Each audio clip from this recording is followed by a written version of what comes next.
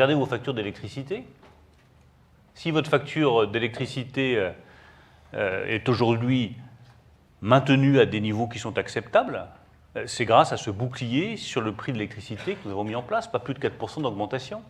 Sinon, ça aurait été 180 € de plus par mois. Par mois. 1er janvier, vous pouvez faire votre budget, et chaque ménage français, chaque personne pourrait se dire, si le gouvernement n'avait pas mis 100 milliards d'euros sur la table, je paierais chaque mois 180 € de plus. Pour la facture de gaz, c'est 200 € de plus. Donc je ne laisserai jamais dire que nous n'avons pas protégé massivement nos compatriotes contre l'inflation. Et je ne laisserai jamais dire que ce budget n'est pas social, parce que le volet social de ce budget, il a un nom, le bouclier tarifaire sur l'énergie. De notre côté, nous avons été confrontés à une difficulté un peu différente, mais de même importance, sur le nucléaire.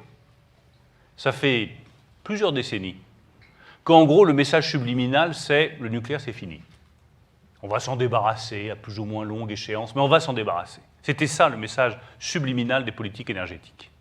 Et là, tout d'un coup, grâce au discours de Belfort du président de la République, grâce à la prise de conscience collective, on s'aperçoit qu'il n'y a ni prospérité économique possible, ni lutte efficace contre le réchauffement climatique possible sans le nucléaire. C'est aussi une révolution pour nous. Enfin, soyons honnêtes. Nous sommes passés de discours anti-nucléaires qui avaient le vent en poupe à des discours pro-nucléaires, que j'ai toujours tenus, donc je suis plutôt satisfait de cette évolution, qui ont désormais le vent en poupe et qui redéfinissent la stratégie énergétique française. Mais ça ne se fait pas sans douleur.